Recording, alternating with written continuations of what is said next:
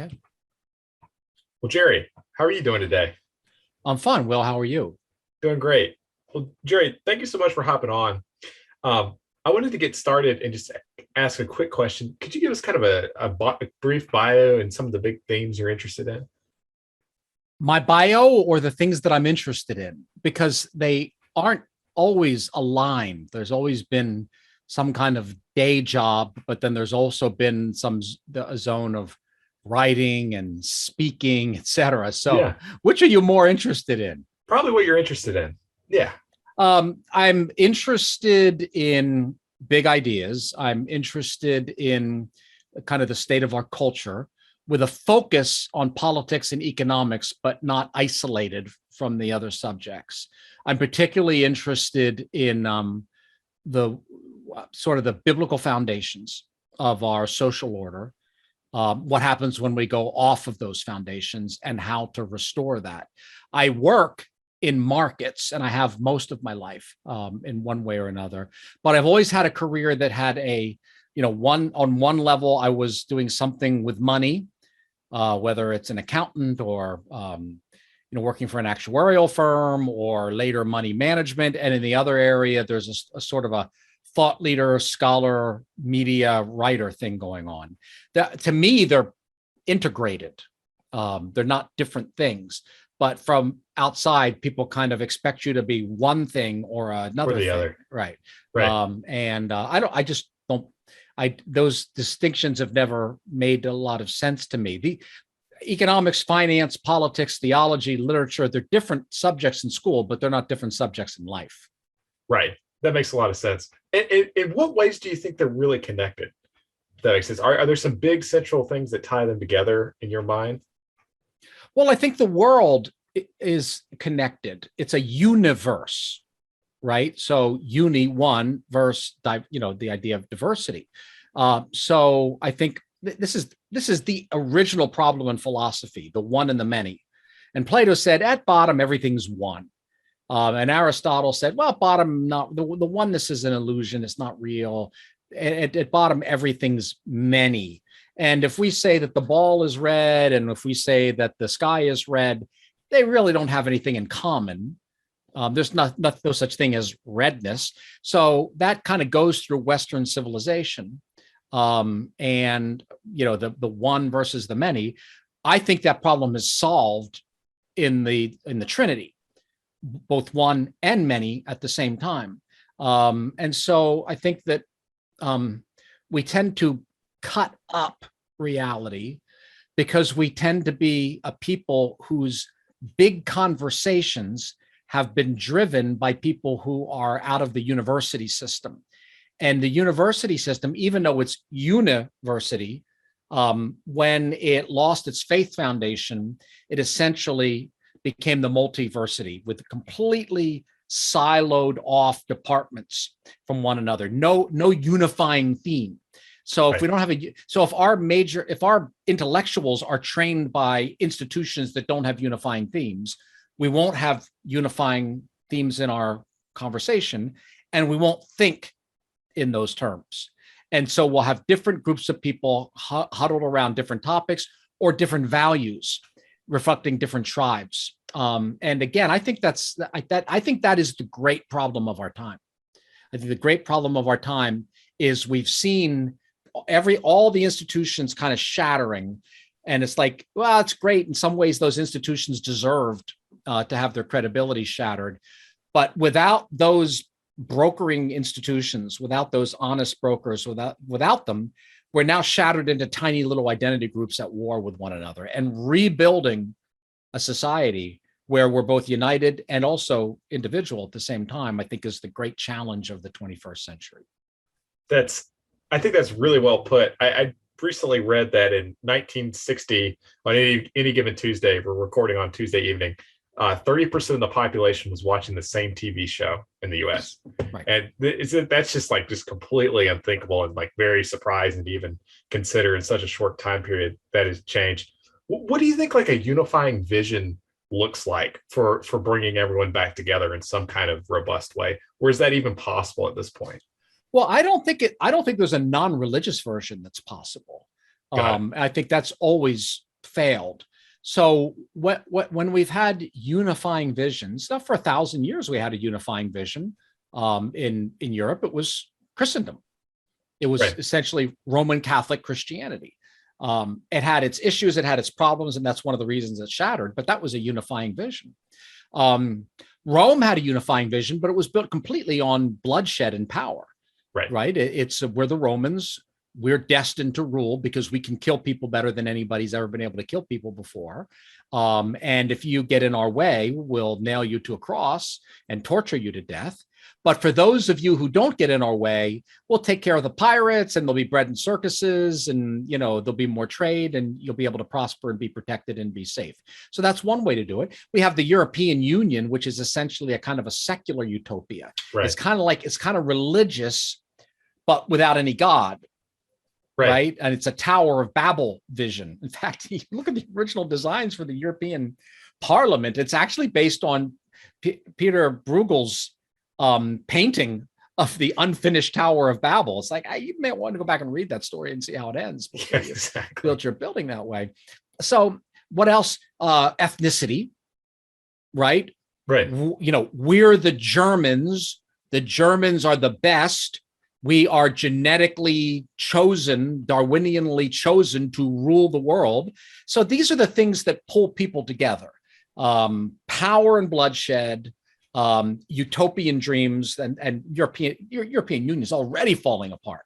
I mean, it had maybe 20 mediocre years. Ethnicity, or something big enough to pull a community together, which is something bigger than any human institution, which is God. So I think those are the choices we have now. Right now, I feel like we're shifting towards ethnicity. I feel like America is more like you've got racial identity is becoming probably the most powerful. If it's not the most powerful identifying characteristic, it's the most on the rise. In other words, I don't know if it's yet the biggest identifier, but it's had a good few years in terms of becoming the way that people identify themselves. And that seems to be like a very big problem in a big multiracial democracy like the United States. If everyone's identifying with their ethnic group, it seems like it lends itself to factional politics. Yes. And that's exactly what's happening. And I happen to think Tom Wolfe was the greatest novelist of my generation. And Bonfire of the Vanities? Bonfire of the Vanities, on to, I think his last book was Back to Blood, which was about I think he spotted trends earlier than anybody. And it was set in Miami. And the idea is we're going back to ethnic identity. And that was, 10 years ago or so. And that seems to be playing itself out. So we have a kind of a Black Lives Matter thing, but then we have a white grievance politics that is in response to that. And then like even divisions within the ethnicities, depending on, if you're married to someone from a different ethnicity, or people of color in competition with one another, wait, who's most victimized? And so, I mean, it's an ugly path. And what I would say is, give me something better than that. You have to give us something better than that. For a long time, it was 1776. We hold these truths to be self-evident, that all men are created equal, that they are endowed by their creator with certain unalienable rights. It was essentially a kind of natural law, but we don't hold these truths to be self-evident anymore. So that I don't see how that can do it. At least half the country hears the words of the Declaration of Independence, and they have a wretch reaction rather than that kind of reaction. I mean, when I hear them, I love them, but they're not a unifying force anymore. So I just don't know anything that's ever been able to unify people other than power, or ethnicity, or God. So I'll take God. Yeah, it definitely seems like the best option. You're living in where you're recording right now in Western Pennsylvania. And I'm from rural Eastern North Carolina, and now I live in a big metropole, the Triangle in North Carolina. And I find when I go back home to Eastern North Carolina, there's this great urban rural divergence. Like, it's just like, and it's, that people talk about it in the mainstream press and the Atlantic, but I think it's still they actually underrate how big the gap has gotten.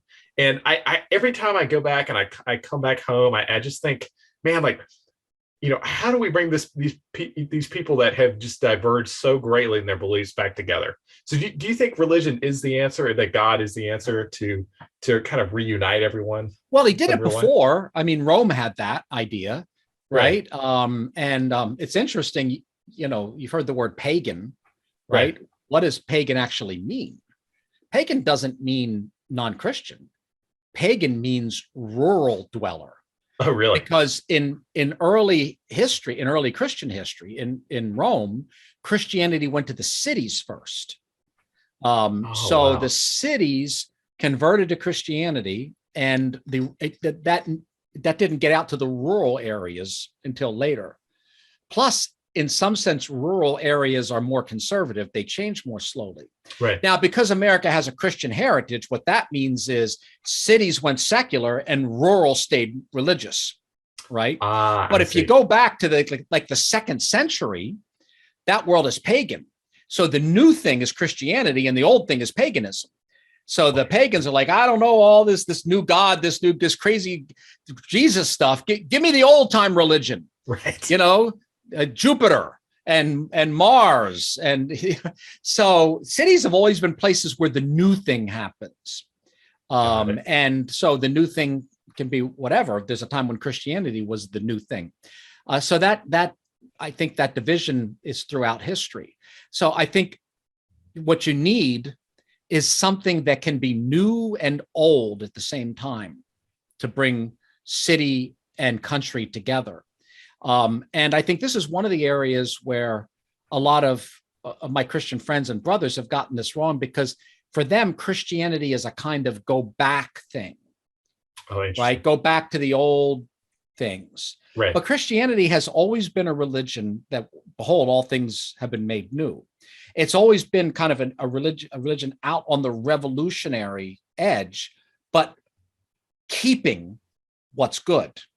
Right. I remember Jerry Falwell used to call his show the old time gospel hour.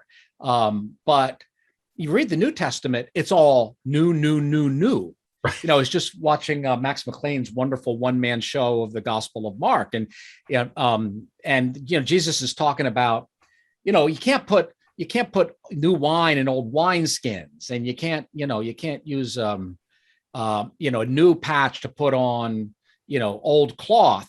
Right. New. And the conservatives were his worst enemies, people who wanted to keep things the same. So right. I think that the city versus country is a proxy for new versus old. Gotcha. To some degree, young versus old, like right. not old, not retro, but older in age. And you need, I think, in Christ, and when I say Christ, I know people get a reaction because they're going to hear old time gospel hour, Southern right. angry AM radio preacher. Right. But Eugen Rosenstock Huessy, the historian, talks about this, that there's a forward and a backward in him, and there's an upward and a downward, and there's a right and there's a left. All these things are converging, on him. He incorporates all of those things and reconciles them in himself. And so he can go around in Galilee, which is frontier, but he can also go to Jerusalem. He can go to the city and he can recline at table. Recline at table means banquet for someone who's wealthy. He's able to move in and out of city and country. He's rich and poor. He kind of transcends those classes. So if we come back to that actual historical Jesus, then he is kind of a broker, a mediator between the different classes. But one class has said, Jesus is mine, and Jesus means white grievance, right-wing, nostalgic politics. Right. And then other people say, then I don't want him. Right. Exactly. Or some people say, no, he's mine. He loves the foreigner. The Sermon on the Mount is peace. So he gave away free health care. He's dark skinned. He's mine. And the answer is he's not either of yours. You're his. And he's got a place for the nostalgic and he's got a place for the preserve and the move ahead. He's got a place for both because they both have a role. And I don't hear a voice of that in our culture. And if I don't hear that voice in our culture, then I don't see how we can kind of bring together these divergent groups. Yeah, that definitely someone needs to be talking about that. I'm curious, you wrote a book that's very good. It's called the Makers and the Takers. Is that correct? Everyone gets that wrong. Yeah. Because there's already a phrase, the makers and the takers, right? And there's already a book, Makers and Takers. So I was trying, it was a complete failure in terms of choosing a title, but I was trying to kind of play off of that. Yes, there's makers versus takers in our society. Right. But what I was trying to say is that God is the maker of everything. Got it. And his son is that maker in human form walking on the earth.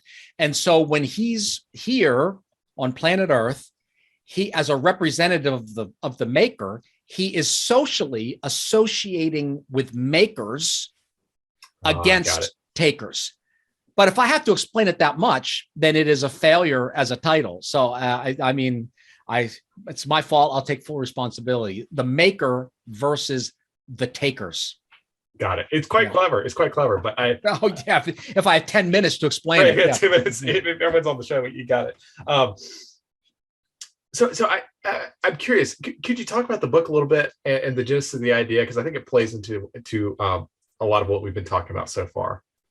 Well, what I basically tried to do with the book is read the gospel accounts very, very carefully, and not ignore things like place names and occupations. And then essentially take the story of the Gospels as Jesus is walking around in different places in ancient Israel, and then take what we've learned in the past 20 or 30 years from biblical archaeology, and the archaeology of bones and the archaeology of poop. We've learned a lot. Oh, really? Yes. Oh, here's the book. Awesome. Okay, we've learned a lot, about parasites, for example, from that, and to essentially create a kind of a mental map, so that when the Gospels say that Jesus went to Capernaum, or went to Bethsaida maybe, and then later he goes to Capernaum, and then later he goes to Judea, and then to Jericho, and then to Jerusalem, and then to Bethany, we are seeing what kind of looking through that underneath. What are the economies of those places? What is the class structure? Instead of just Jesus was in a Bible-y sounding town and he went to the other Bible-y sounding town and said this, and then he went to another Bible-y sounding town, because all of these places, Bethlehem had an industry. Every place on earth where people live and eat, there's some kind of economic base, and it's varied throughout the world. Every place he went, there was an industry or a combination of industries. And what we learn is once you have that as a background, you can actually then, when Jesus talks about things, say, oh, that makes sense. I see what's going on here. He talks differently about economics in Galilee, which was more entrepreneurial, lower taxes, more egalitarian, more decentralized, than he does in Judea, which is more state-centered, more centralized, more of a powerful ruling class, more economically exploitative and extractive. So Galilee, to oversimplify a bit, Galilee was mostly makers. Judea was mostly takers. And Jesus has no confrontations over wealth at all recorded in any of the Gospels in Galilee. Every single confrontation he has about wealth, rich young rulers, Zacchaeus the tax collector, money changers, all of them occur in Judea in close proximity to the ruling class, with a member of the ruling class, the takers. Oh, wow. So Jesus was raised in a culture of makers, and then he goes south to Taker Town, which Jerusalem was, to the capital, and he sees an economy built on taking wealth from people. And he says, you are devourers of widows' houses. And they kill him. because he messed with their money, because he called out their economic system. Right. So up north, they got mad sometimes when he said some theological stuff that Right. they didn't like. You know, they had their different sins. They didn't like Gentiles. I mean, they were into entrepreneurship, but they didn't like, you know, they being around unclean Gentiles, right? So Jesus confronts them about that, but he doesn't confront them about wealth. Why? He's right. He's right next to a city. Nazareth was close to a city called Sepphoris. They have mansions in Sepphoris. We've dug them up. So where's Jesus? You know, why is he not turning? They have a bank. Why didn't he go there and turn over tables of money changers? Because it was a bank, right? Because it was a marketplace institution. You could deal with it voluntarily, but when you go down to the temple, God says you have to go to my temple, you have to offer sacrifices, but first you have to go to this crooked ATM operator who has a 100% upsell Right. when you change your pagan money into temple money, and that's what he attacks. So that's basically that's what the book is about. So really, it's something like, you know, there are people that you know, like Jesus's father, he's a carpenter, you know, all these. You actually people that build things, that make things, and then there's like rent seekers. There's people who, you know, use improper methods to kind of gain wealth, and those things are very different. Yes, rent seekers would be the right, you know, modern economic phrase for it. The Zacchaeus is the tax collector. He's a rent seeker. The rich young ruler is a rent seeker. How do I know that? Well, a couple of reasons. One, it was endemic to the class. He was a rich young ruler. That's archon in Greek.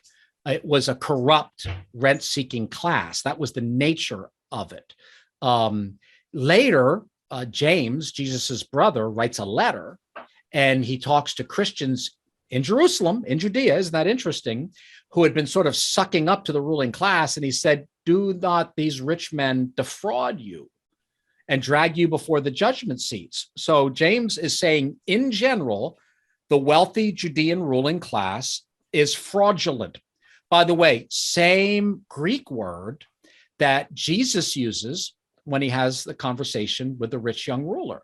Let's get into that for a second. It's really interesting. The rich young ruler, and people always skip over the fact that he's a ruler. They skip over the fact that this is in Judea. They skip over the fact that he's a ruler. And then they go right to the, you know, the bit about the camel and the eye of the needle and the rich man. You know, as if it has nothing to do with the specific person that Jesus is talking to. He says, Jesus looked at him. He's talking about this man. So the man asks what to be saved. Jesus says, you know, the commandments. And then Jesus lists the commandments. And in Mark's gospel, he adds a commandment to the list. He says, do not defraud, aposterio. That do not defraud is not part of the 10 commandments. So why is Jesus listing the 10 commandments and adding a commandment? It's already covered with thou shalt not steal and thou shalt not bear false witness. That's what defrauding is, stealing by bearing false witness. But Jesus kind of triples down on this with defraud. And then later, Jesus's little brother writes a letter in which he says the Judean ruling class are the people who defraud you. So Jesus's confrontation with this man, I think the explanation that it fits best with the details of the text is not because he's rich. Jesus had wealthy friends that he doesn't confront. It's because he's defrauding, which is why he adds "do not defraud" to the list of commandments. Got it. That's super interesting. I love that. Was there a particular instance that made you think, like, you know, someone needs to write this, someone needs to like kind of actually break this down? Is it just like a realization you had over time and thoughts that came together, or was there any like specific moment or something like that? Well, I've been probably studying this stuff for, I don't know, like 30 years. Nice. No, more, 40, closer to 40. I got a lot more serious about it maybe about 5 or 6 years ago, but I just studied it because I wanted to study it. Because I wanted to know.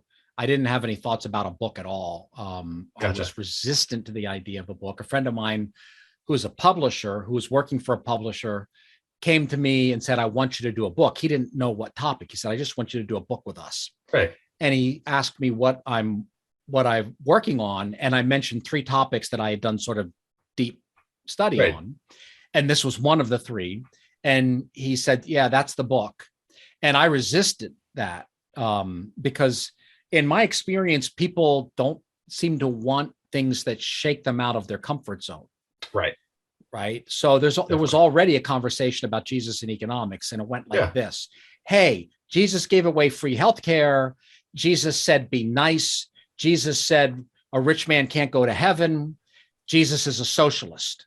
Right. Okay, here's the answer. No, he's not. He didn't really mean it. He's just talking about your heart. He's just talking about spiritual things. Jesus doesn't say anything about economics. The only thing Jesus cares about is whether you have inner peace and you go to heaven. Economics is silent. He's silent on the topic of economics. So we can safely, essentially ignore anything Jesus says about economics, just spiritualize it away. Or like Bill Buckley used to say, well, I'll pay attention to applying the Sermon on the Mount when the kingdom comes. So you kick it to the, after the second coming. Right. So the left took the Jesus stories about economics and turned them up to about 1/4 volume and said, see, socialism. And then the right panicked and said, no, turn that sound down. I don't want to hear it, because Jesus does kind of sound socialistic if you're not paying close attention. Right. And I was really dissatisfied with that conversation. So what I tried to do is, just in my own personal study, my wife and I just like lean in to the stereo and turn Jesus up all the way, turn up to 10 or Spinal Tap all the way up to 11, right. Even more, and really hear what he's saying. And if it's socialist, okay, I'll be a socialist then. And what came out was something that I didn't hear anybody else saying. And it's my experience, when you have two groups of people who are locked in a mimetic rivalry like that, right? Rene Girard, then they can't hear another point of view. They can't hear something that says, you're both wrong. The details, a different picture emerges. And the picture that emerges is Jesus is talking about economics.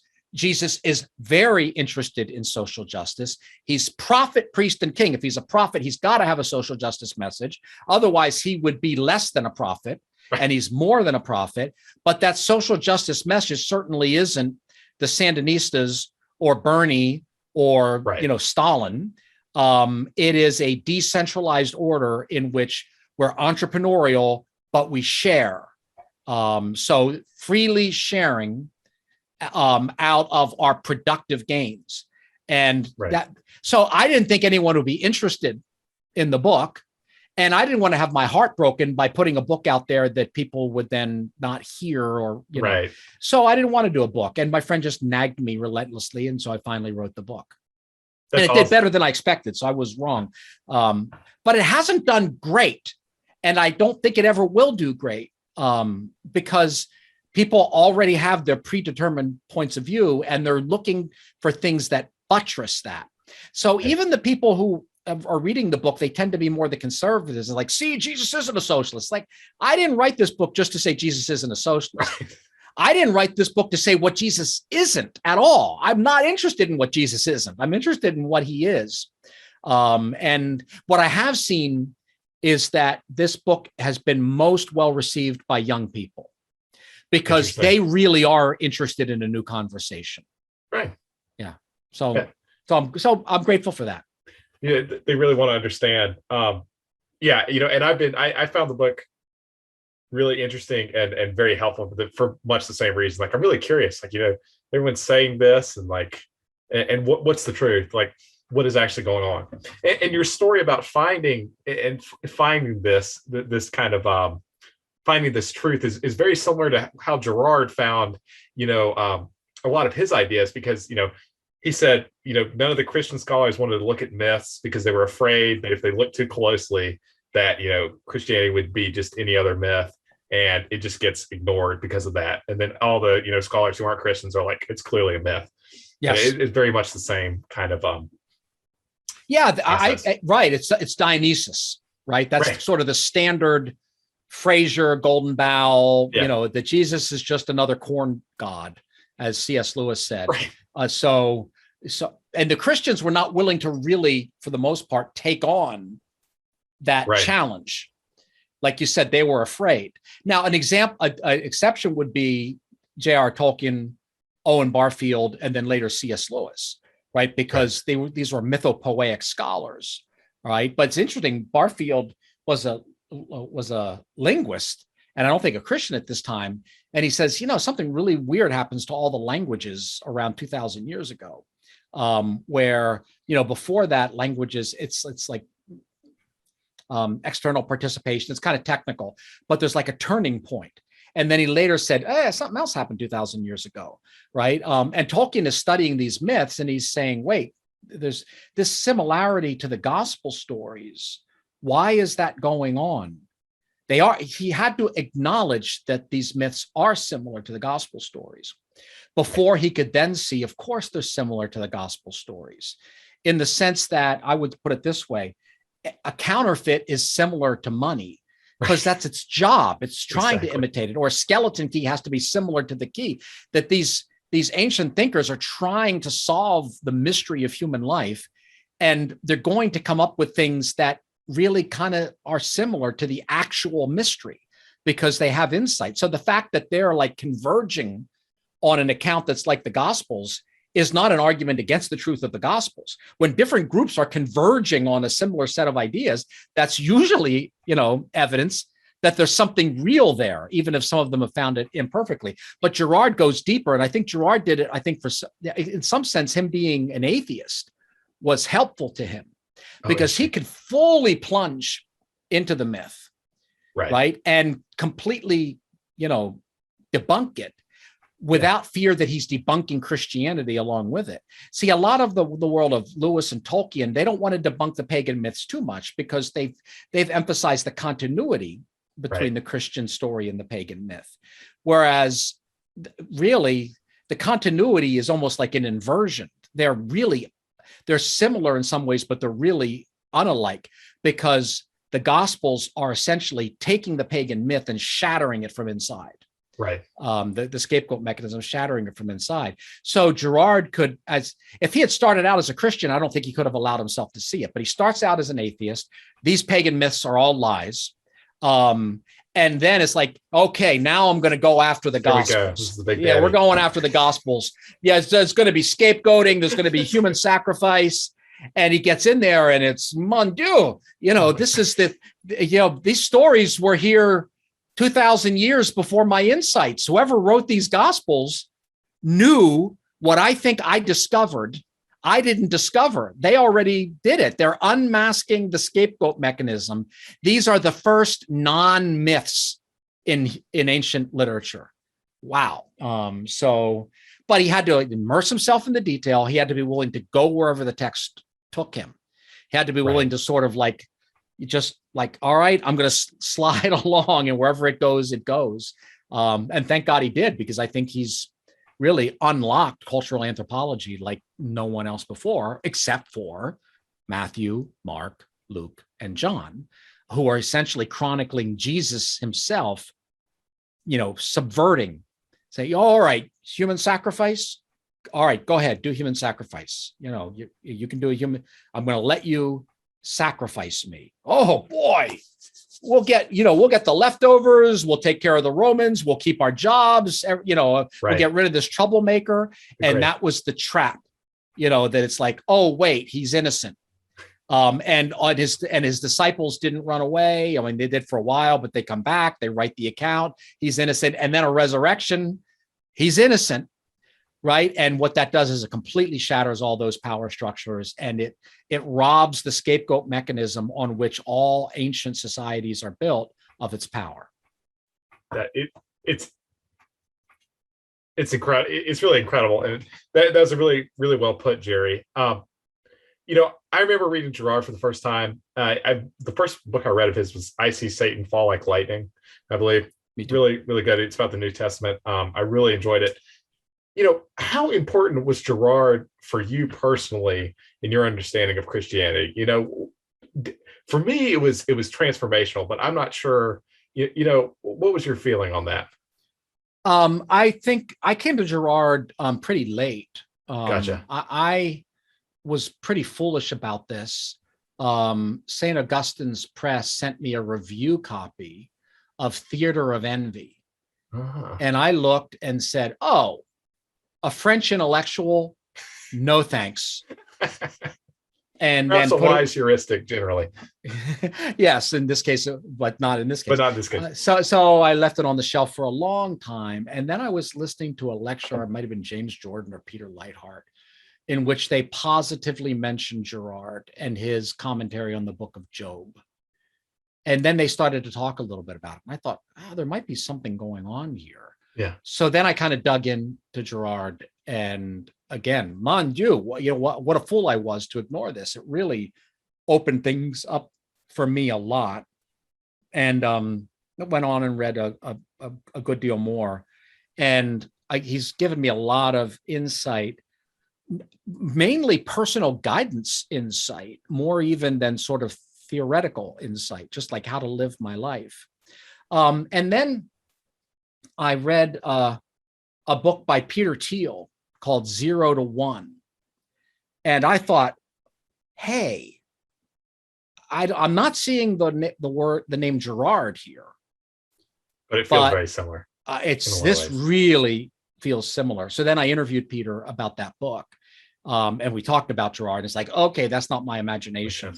So it's essentially like for him, yeah, but what's really going on is, he's essentially applying Girardianism, right, to decisions, to making decisions, and not doing loads and loads of theorizing, about Girard. So that's kind of what Girard's meant for me. What I can tell you what it meant for me in terms of life change is I stopped going on TV. Oh, really? I used to be on TV all the time, primetime TV. Yeah. The cable shows where people yell at each other. I was on 3 times a night. And it was combat all the time. Yeah. And when I read Girard, I said, oh, I see what's going on here. They're monetizing mimetic rivalry. Right. And I saw ways in which it was distorting my own thinking. And I'm an economist. That's my day job. Yeah. And I had been kind of optimistic from about 2002. I was taking the optimistic side of the economy, 2001, and it turned out to be right. Markets did well. The economy did well. And so I kind of got slated as the bull market guy or the economic optimist guy. So I was on speed dial to go on and say the economy is doing well.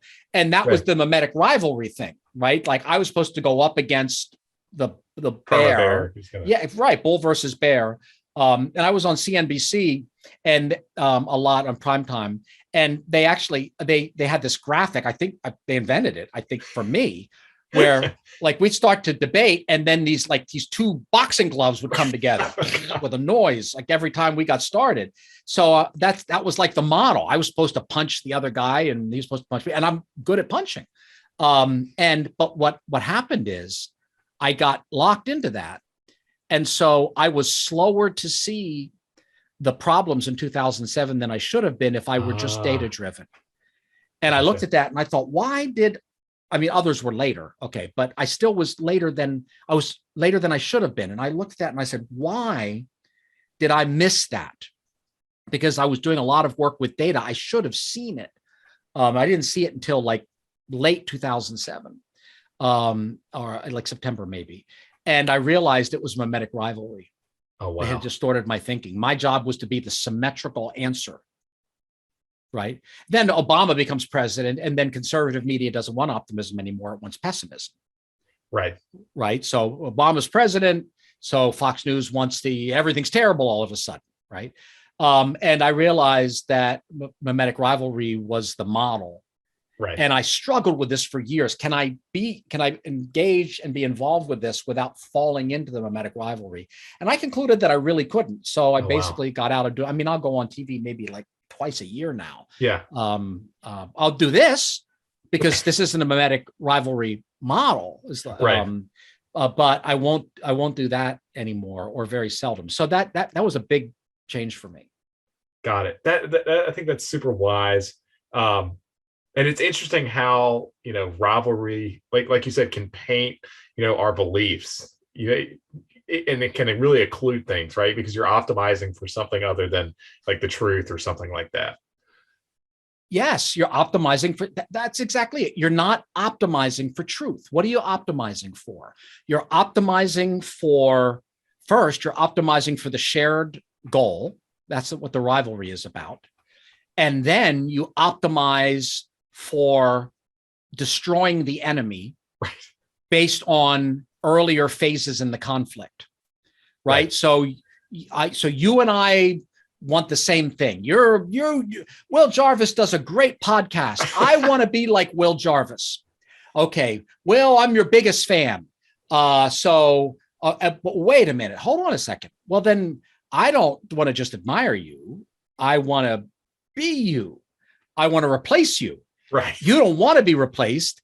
So now we're in a fight, right? Okay, so we're in that fight, and I do something to you, and you do something to me, and I do something to you, and you do something to me. And at some point, we forget what it was originally about, and we've got this cycle, of escalating verbal and then even physical violence. Like people have had arguments, no doubt, with the spouse, where it's like the argument is about something, right? Half an hour later, the argument isn't about the original thing. It's about 10 minutes earlier in the argument. Right.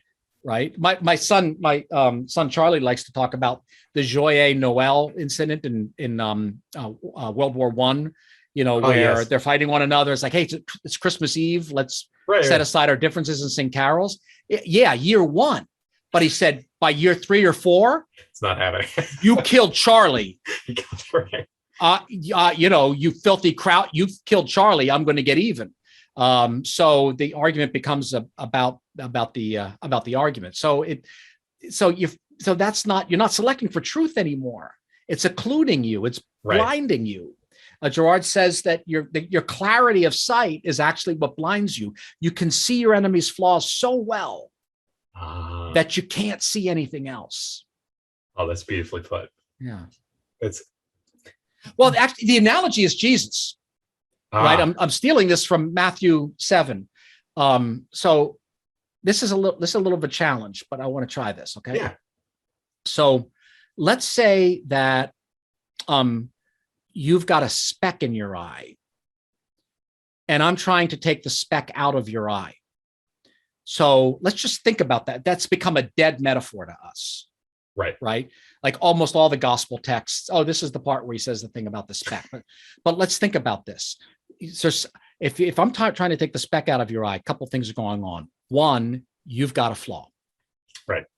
2, I want to fix your flaw. But what is your flaw? Bad breath, hunchback, heartbreak of psoriasis? No. What is it? I've got a problem with your organ of perception. See, if I think you've got a speck in your eye, what I think is that you're not seeing things right. Right. See? Okay. That's really good. So if I'm in here taking the speck out of your eye, what are you seeing? You're seeing me. Right. Right. So what do I think you're not seeing right? I think you're not seeing me right. So if I'm taking the speck out of your eye, well, I mean, the metaphor strongly suggests I have a problem with your perception. I have a problem with the way you see something. And since I'm the one in your face trying to get the speck out, here I am in deep in something to the podcast. People say you should never get this close. All you're seeing is me. So I have a problem with the way you see me. Okay. So I'm reaching in here to fix you, right? I'm going to fix you. But the problem is I'm looking at your speck. I'm focusing on your flaw. The only thing I can see is your flaw. That's it. That's the only thing. I've magnified your flaw. And so having magnified your flaw, I'm now obsessed with it and blinded. The plank in my eye is the magnified speck in your eye. See what I mean? Yep, absolutely. Because if you look really close at someone's eyes, what do you see? You see a reflection. Right. If I looked really close in your eyes, I would see my face. And if you've got a speck, I would see my face distorted. Right? So I think this is, and we're all day, every day, we're just staring at each other's specks. And you watch Fox News. Fox News is playing footage of CNN talking about Fox News. Right. And CNN is playing footage of Fox News talking about CNN. It's Matthew 7. It's just that speck. I don't like the way that you think of me. I don't like the way you Right. see me. I've got to fix you because the only thing I can see, I can't see you. The only thing I can see is your distorted view of me. And it's like some kind of like infinity mirror from hell. And it, what does Jesus say? Step back here. Stop looking at his speck. Right. It's not important. Exactly. And then if you stop looking at his speck, then your plank is gone. Right? If you don't obsess over his flaw, you might actually make some progress. Right. But all conservative news all day, every day, liberals are hypocrites, and liberal news all day, every day. The Trumpies are hypocrites. They say they're pro-life, but they put kids in cages, and all day they're just like doing moat monitoring. Yeah. And Jesus gives us a way out of that, but we have to give up an addiction. Right. And it does seem like an addiction at some level, because I think especially in the context of Christianity and Christian story and Jesus, it's somewhat, we can sit here in this third party perspective and understand how, crazy this is. But when you're right on top of it, it's so vivid, like the conflict. Yes, which is why I can't go on TV, because I know I'd get pulled into it again. Get right back into it. Like, I'm not saying that I'm cured right. From mimetic rivalry. I'm in recovery. I can't go into the bar anymore. Right. So, I mean, if you and I started an argument, I'd start looking at your spec. That's got to come out. Look at the way, I don't like the way he looks at me. I don't like his perception of me. Exactly. Right. I mean, I can get into that in a moment. So I think what Girard said is that you first of all, be aware of the pattern. Right. Second of all, you kind of withdraw it from it, and then do things that slow things down, like the rules of evidence, the laws of logic, institutions, right? Like when a mob gets going, they want to kill somebody. Okay, well, let's have a trial. And there are rules for trials, which is what happens in John chapter 8. The mob wanted to kill the woman. So what does Jesus do? Let's have a trial. Wait, what? Yeah, let's have a trial. Right. Because when you say, he was without sin, cast the first stone, that is trial stuff. The witnesses were the ones who were supposed to cast the first stone. Gotcha. So he's saying, okay, you want to try. This isn't a trial. You're saying Moses says we should kill someone like this. Well, Moses says you should have a trial. Right. So you want to do Moses? Let's do Moses. Let's have our witnesses. Oh, by the way, without sin, because under the Torah and some of the traditions, if you were yourself guilty of a serious sin, then you couldn't be a witness in a trial like this. So he's saying, okay, let's have the call for witnesses. We're going to, we do that now with juries. Let's choose the right jurors. So I want everybody who's not guilty of a serious sin to step forward so that you can be the witnesses who cast the first stone. So Jesus taps into legal institutions and traditions that still had some respect to slow things down. And then it's like, oh, wait, this isn't going to work. We're not going to be able to kill this woman. Yeah, we're thieves and adulterers. We can't do it. And everybody knows it. So we can't really be witnesses. Now, oh, wait a minute. You're talking about my sins now. Right. Like if I pick up a stone, someone's going to say, wait a minute. Wait a minute, Nathaniel. I know you. I know the things that you've done. You can't be a witness. Right. So I think those institutions slow us down and help weaken the scapegoat mechanism. But in the end, the thing that really destroys the scapegoat mechanism is to know that Jesus was murdered under the scapegoat mechanism and that he was the perfect man. And therefore, the scapegoat mechanism, its credibility is utterly destroyed. Right. It doesn't, if you know about it, it just in some sense just does not work as well. Although it almost feels like we still try, maybe we can't help but for trying. I don't know, like in the modern world. Well, what Girard said is that we killed the old pagan scapegoat mechanism. Right. And now what we have is, what's he call it? Ultra Christianity. Oh, interesting. So progressivism is ultra Christianity. So in the ancient world, if someone said, hey, wait a minute, I'm a scapegoat, the Roman soldier would say, damn right you are. Yeah, buddy, here we go. Yeah, all right, good. I'm glad we've settled that. All right, get the hammer, get the nails, right? But because of the power of the gospel story, what to be identified as a scapegoat or a victim was now to be declared innocent. We sided with the gospels, siding with innocent victims. But in the modern form, that becomes not the victim might be innocent. That becomes victims are always innocent, which becomes victims are, by status of being victims, automatically morally superior, which becomes I'm more of a victim than you are. Give me the victim power. And so then what Girard says is that we scapegoat, and Thiel says this as well, we scapegoat the scapegoaters. So everyone's going around saying, I'm a scapegoat.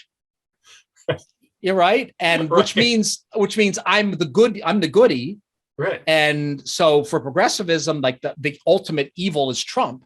So and clearly Trump tried to scapegoat immigrants. There's no doubt about it, but it didn't succeed. Instead, what happens is, look, he's scapegoating immigrants. So we're going to scapegoat him on behalf of the victims, right? So what Girard says is we won't kill anybody.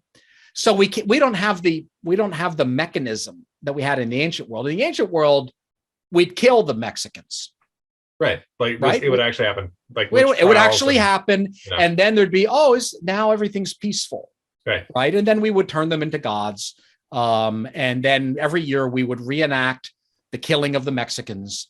And we would say they were guilty. They did all these terrible things. We would lie about them. Right. Yeah. So that in the ancient, or maybe in the other side, you would kill Trump. He's an evil Nazi. We've killed him. And now we can all come together. But now we don't actually we don't actually scapegoat. We're too Christian to kill the scapegoat. Kind of unable to. So we can't purge that way. So we just keeps rolling around. So Girard says we're Christian enough to care about victims, but we're not Christian enough to forgive. And that's where we are now. At least that's what he says. And sure looks like what I'm seeing out there now. It does seem. Do you think we'll be able to get to forgiveness? I mean, this is, or in some sense, it feels like, you go on Twitter, it's just like, this is just going to run around forever. It just gets more and more vicious, but it's all virtual. It's not really real. It's very bizarre how it's like, it feels so real, but it's not at the same time. I don't know. No, that's exactly right. And you look, when you look at I check Twitter every day. I look on the right to see who the scapegoat is. But we never kill them. Right. So, there's no, we're not going to get a resolution there. Someone's trending on Twitter. Some people want to kill them. Right. I mean, it's almost never a good thing. It's so Tucker because Twitter is liberal, then it's a conservative trending on over there on the side who they want to kill. But they don't actually kill them. So Twitter is like frictionless mimetic contagion, but no ability to complete the ritual through human sacrifice. I'm glad that Twitter doesn't. Thank God it doesn't have actual kill buttons. Right. Wasn't there a Star Trek episode? You just show someone on there and you push the button and they die. That was over in the Mirror universe. A lot of Girard, and I wonder if Roddenberry read some early Girard. But we don't have that. We don't have a kill button on Twitter. So we just kill their reputation. Yeah. And so that just keeps going on. And Girard was afraid that would just go and go and go and end with nuclear warfare. I'm more optimistic than that. I think that one of the ways to stop that process is to describe it, just like the way to stop the scapegoating process was to see it, understand it, describe it, and therefore be freed from it. The way to end the reverse scapegoating process is to see it, describe it, understand it, and escape from it. Makes sense. But we're early in that, right? And also we're addicted to it. We really love it. But the pagans were addicted to blood. The pagans were addicted to killing gypsies or Jews or that old woman, from out of town who lives outside the village who does herbs. She must be a witch. I mean, they were addicted to that. Right. And Christ broke that addiction. So I think he can break this addiction too. Definitely. In some sense, does this explain, do you think this explains how there's been this you read Steven Pinker or something like Better Angels of Our Nature, there's been this relative decline in violence. Like we don't have these big wars anymore, like in World War II or the Civil War, like these massive conflicts. Like they're much less. It's all like smaller, guerrilla stuff and weird stuff. Do you think that is some effect there? Oh, absolutely. Pinker doesn't understand it. I mean, Pinker thinks it was the Enlightenment. Right. Right. We got science and then we stopped burning witches. Yeah. Whereas Girard argues, and I think historically demonstrates, no, we stopped burning witches, and that's how we got science. That we had to kind of get rid of Mimetic rivalry to some degree. We had to get rid of that old paganism, and that kind of freed up cultural energy. Because otherwise, you're gonna if you scapegoat witches, then you'll scapegoat scientific innovators as well, right? Because actually, they're more dangerous than witches. Witches don't actually do anything, but an entrepreneur with a great scientific idea ruins incumbent models. So, so if you have a scapegoat mechanism, the guy with a better business model gets thrown on the pyre before the witch. Exactly. So you stop killing witches, and then you can have innovation. Steven Pinker thinks it was just the Enlightenment. This is, well, okay, why did we happen to get the Enlightenment around the time that we get an explosion of biblical literacy? Why didn't we have an Enlightenment? There were people who had Steven Pinker's philosophy in 300 BC. Right. And in 100 AD, you had Lucretius, who was a naturalist who didn't believe in the gods. You had Epicureans, you had Stoics who basically had a god who was the laws of the universe. You already had people with Steven Pinker's philosophy around. Right. But we didn't get any of those good things. We got them when Christ took hold in certain places. And I think Christianity really freed itself more from its paganism. Now, it's interesting, in an interview I did recently with Thiel, he said, he mentioned Pinker, and he said, the violence is declining. He said, but we have 10,000 nuclear missiles pointed at one another. So the Pinker story about being post-violence can't be the whole story. And I think Peter's right about that. We have less kinetic violence, but we have massively more potential violence. Right. And that's really concerning. Like maybe you smooth out all the volatility, but then when things do blow up, they do so in a very magnificent and terrible manner. And that's what Girard said in, I think, his last book, Battling to the End. He was pointing seriously to the idea that essentially what we see in the book of Revelation and what we see in Matthew 24 is essentially once the gospel, it can no longer get rid of the scapegoat mechanism, because we're in a kind of scapegoating the scapegoaters, where we have mimetic violence without the reset mechanism of human sacrifice that humanity but looks like it's going to destroy itself probably through nuclear warfare. Again, that's not where I come down. I'm going to differ with the master on this one. I think that can be avoided, but we don't avoid it by saying every day in every way, Western civilization is getting better and better, because those missiles can do more damage than all of those petty wars of petty wars of the princes in the Middle Ages. Right. I'm glad we got rid of those, but we have great potential violence out there. Definitely. Yeah. The potential is very, very scary. And I think the scariest thing about it is no one really talks about it very much. No one's talking about the nukes. Yeah. You go back like in the 1950s and 1960s, there was talk about them. Yeah. Right. But now I don't know why we don't talk about them, because we haven't gotten rid of any of them. We still have them. They can still destroy the world. So maybe we should talk about I think it's probably because we're so caught up in our more petty mimetic rivalries. We don't want to talk about the nukes. We want to talk about really, really important stuff, like whether Simone Biles is a weakling for not participating in an Olympic event. Right. We got to deal with the real stuff. Like the really important things really here. Important stuff. Yeah. No doubt. Well, Jerry, we're coming up to the top of the hour. I want to have you on again if you're willing. I've got a boatload more questions. I've really learned a lot today, and I really appreciate it. It's my pleasure. Do you have any parting thoughts? And where should people get started with your work, and then and maybe Girard too, if you have any pointers? Well, I think you started in the right place. I saw Satan Fall Like Lightning. Great. I think that's the book to start with. I found Cynthia Haven's new collection of interviews with Girard Oh yeah, to be very helpful. Now she did two books, and I mix up the titles, but I think it's Rene Girard, Prophet of Envy.